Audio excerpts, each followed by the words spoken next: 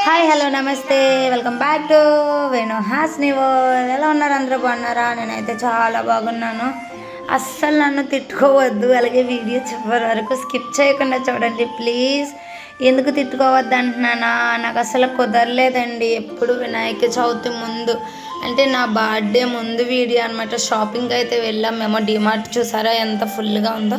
ఇంకా మేము అయితే విశాల్ మార్ట్కి అయితే వచ్చామండి. అక్కడైతే పిల్లలకి కావాల్సిన బట్టలు, అలాగే మా వారు, నేను ఇంకా ఇవన్నీ అయితే తీసుకొని పిల్లలకి బిస్కెట్స్ ఇవైతే నేనైతే ఎప్పుడు రాలేదన్నమాట ఈ షాప్కి వచ్చి. ఫస్ట్ టైం వచ్చాను. చాలా అంటే చాలా బాగుంది. మాకు అక్కడ వచ్చి రీజనబుల్ ప్రైస్ అని అనిపించింది అనమాట. ఇంకా నేనైతే పిల్లలకి, మా పాప అయితే బిస్కెట్స్ కావాలి అంటుంది. నేనేమో వద్దు బాబా ఇంట్లో ఉన్నాయంటే. ఇంకా స్లిప్పర్స్ నేనైతే ఎలా ఉన్నానండి, ఈ డ్రెస్ అయితే తీసుకున్నాను అనమాట. ఇంకా షాపింగ్ అయితే అయిపోయింది. ఇంక ఇంటికి వచ్చేయాలి కదా. ఇది ఎప్పుడు వెళ్ళామంటే నాది చెప్పాను కదా 25 బర్త్డే అయితే 24 సండే. ఆ రోజే మా వారికి అయితే ఇంకా ఖాళీ అయిందని చెప్పి ఆ రోజైతే వెళ్ళామండి షాపింగ్కి. సండే పిల్లల్ని అయితే ఒక అమ్మాయిని తీసుకొచ్చాము. ఇంకా చెప్పాను కదా ఫస్ట్ టైం అనమాట నేను కేక్ నేనే వెళ్ళి నా బర్త్డేకి నేనే తెచ్చుకున్నానని మొన్న వీడియోలో అయితే నేను షేర్ చేసుకున్నాను కదా. ఇంకొన్ని హాస్నికి అయితే ఈ కేక్ అయితే నచ్చింది.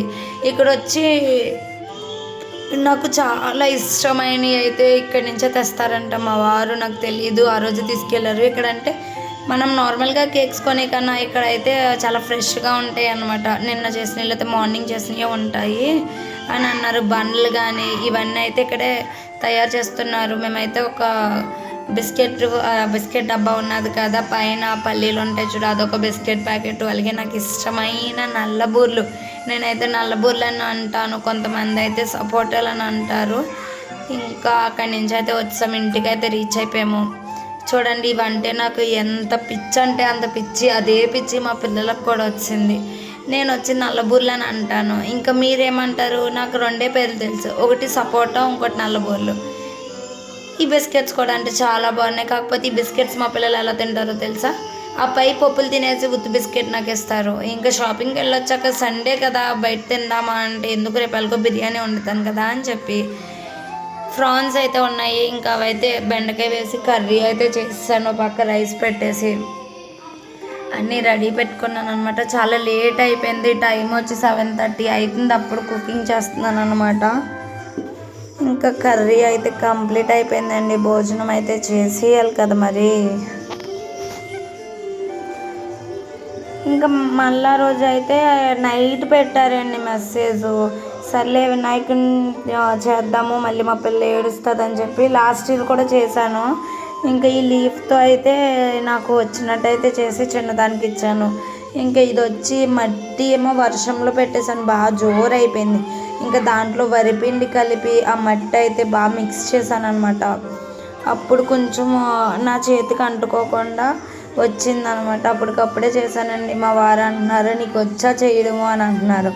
మనకి రాకపోయినా సరే కూతుర్ల కోసం నేర్చుకుంటాను కదా, అది ప్రతి తల్లి నేర్చుకుంటుంది. నేనైతే అదే అండి.